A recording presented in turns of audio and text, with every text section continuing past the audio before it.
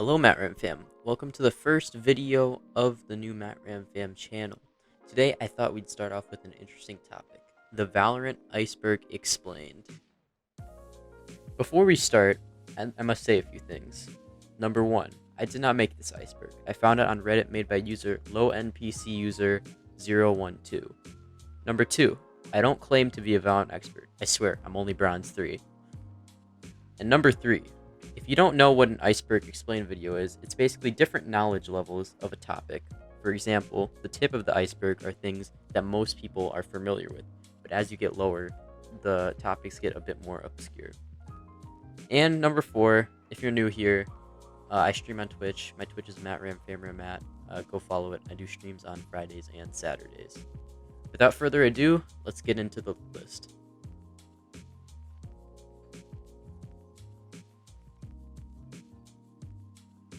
League of Legends Easter eggs. If you don't know already, Valorant is made by the same people who made League of Legends, so it's only natural that there would be some Easter eggs. The crab on Split and the bench on Ascent are both League characters apparently. Also, I think the crab buddy is the same as the one on Split, but I'll let you guys decide that. You could say this proves both games take place in the same universe, although this already has been proven false, so I guess it's just a neat thing that they decided to put in.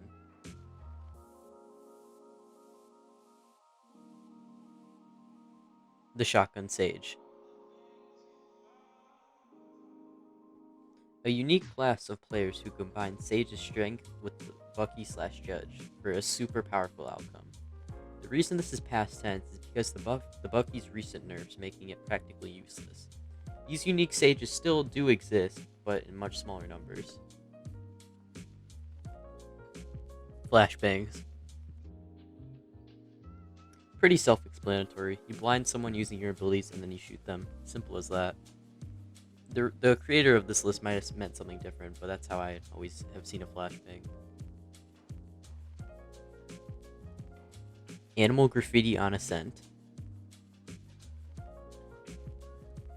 At first I was a bit confused on what this one meant, but after a little while of looking, I can now see the sheer amount of animal graffiti on Ascent. I counted more than 10. I'm not exactly sure what this means lore-wise, but it was clearly important enough for its own spray.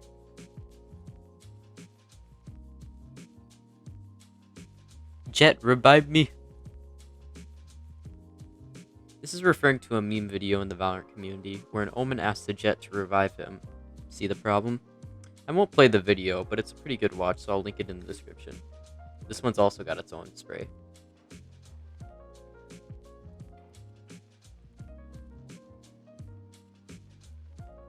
Congrats, you made it past the first part of the video.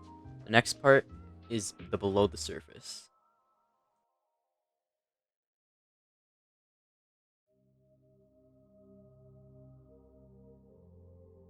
Kingdom Corporation.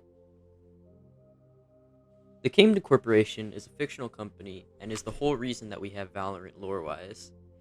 When the Radiants awakened, it was Kingdom's job to take the Radiant Knight, those boxes that we have on site. Radiant Knight can give people powers, that's why we have people in Valorant who can use magic abilities. So obviously Kingdom would want this destroyed. That's where the team called Valorant comes in. This may just be a theory, but if you're attacking, then you're playing on Kingdom's side, and if you're defending, you're playing on Valorant's side. But hey, that's just a theory. Boombot is just a modified alarm bot. This is referring to a voice line in Valorant between Raze and Killjoy. Roll the clip! Killjoy! Thanks for letting me borrow your alarm bot. It's so much better with explosions. Why did you never try that? But yeah, this pretty much proves it canon. Parkour course on the range. If you don't know already, then what are you doing with your life? Behind the range itself, there's a rather large parkour course for all you Raze and Jet mains. It's actually quite difficult if you're new to the game. But yeah, I guess Riot just added it in for practice. It is still pretty fun to do.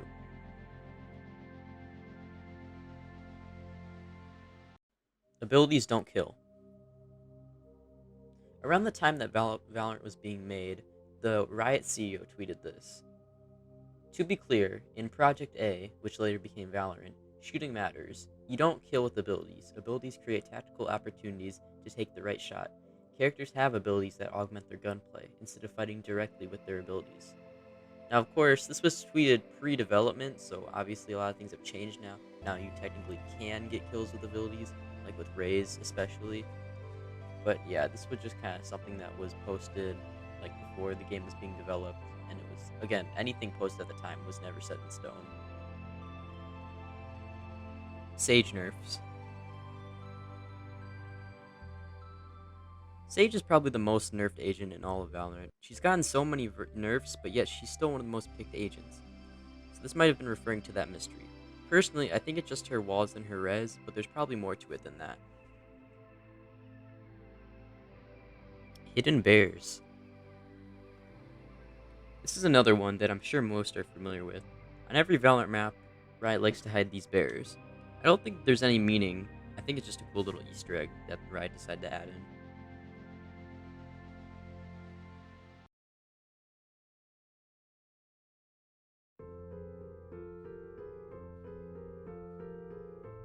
The Glitch Pop store. On the Defender side of Split, there's a Glitch Pop store which has a few figures that would later become part of the Valorant Go series. There's nothing too notable about this location, besides it just being an interesting design choice. Cypher's dead family. So, if you don't know, Cypher is actually from the map Bind, or around that area, and since it is mostly destroyed, it would explain this. Also, Cypher has two voice lines that are also hinting towards this. Number one, Nora, I will see you again. And then after being res, he sometimes says, for a moment, I saw them. Which could either be referring to the enemy or his dead family. But yeah, it seems like he did at one point have a family that died in some way. Jett was a chef. On Jett's player card, there's a knife with her reflection on it. And it's not the knife she uses in her ult. It looks more like a knife that would be used in a kitchen, hinting towards the fact that Jett maybe used to be a chef. Agents' real names. So a few of the agents have voice lines where they talk to the other agents, and sometimes they say their real names. There are two canon instances of this happening, with Viper being Sabine and Omen being Fred. There's a lot more lore here, but we'll just skip over it for now. Apparently, some of the other agents have names, but there was no solid evidence. Most were just posts on Wiki or Reddit, so I didn't think I'd include them. Killjoy Shoe Store. Similar to the Glitch Pop store on Split, on the attacker side, there's a shoe store, but that shoe store sells Killjoy shoes apparently. Again, I think this is just an interesting design choice. Yoru's Shoujo reference. I'm gonna get a lot of hate for what I'm about to say here, but I'm sorry, I haven't seen JoJo's Bizarre Adventure. Now, before you go into the comments and be like, Matt, watch JoJo, I'm unsubscribing / unfollowing / unsubscribing, it's on my watch list. That's all I'll say. Anyways, I couldn't find anything for this one, so yeah. Breakable objects. On some maps, such as Icebox, if you shoot an object, it will break. On Icebox, there's a few bottles and a snowman that you could shoot. Note that not every object can break, and it's only a select few found on some maps. But yeah, if it's like a bottle or like a vase, more than likely it will be able to be shot. Raze and Killjoy's relationship. Man, I cannot say that with a straight face. Like, well, I guess if you're into ships, then go for it. There's some evidence proving this to be true, but it's really up to you what you want to make of this. Omen's original appearance. In beta, Omen looked pretty much the same, besides for one difference. Do you see it? Hint, look at the face. It's his face. He used to have eyes, but then he just became blind.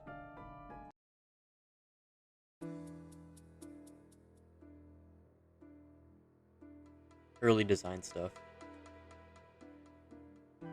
Valorant has actually been around longer than you'd think. Riot has been working on it since 2014. That was 7 years ago. As you can see, I'll just show some photos. Here's some early shots of Reyna on Split. And then there's an early design for Killjoy, where she actually was a robot. And then here's another shot of Killjoy's abilities.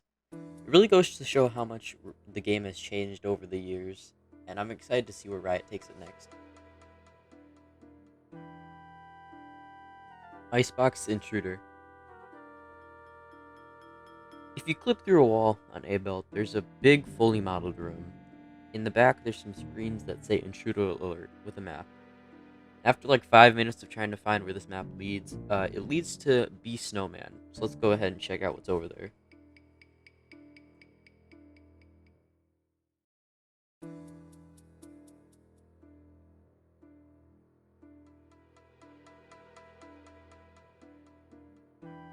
Well, I mean, they're definitely intruding.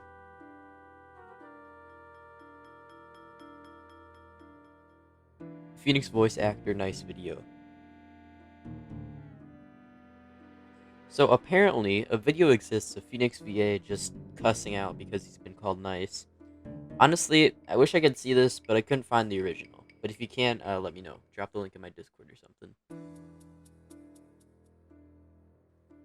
Valorant patch 1.11. Viewer discretion is advised. You think this is funny? In a cosmic sort of way, yes. Well, Mr. Funny Man, is this how you get your sick kicks? What? It's just an ordinary crabby. Oh my goodness! So yeah, around the time Valorant was getting ready to roll out episode 1, they released patch 1.11, which was quickly taken down after a few minutes. That didn't stop the nightmare fuel from getting out though. Whenever someone would walk through an omen smoke, this horrifying image of Sage's texture would take up their entire screen. Honestly, I'm glad I wasn't playing then, because if I was, I probably would have crapped myself at that image. Viper, Cypher, and Jet are dead. I'm gonna be honest with this one, I couldn't find anything. I really do not know what this is referencing, but if you guys know, let me know down in the comments. Thank you!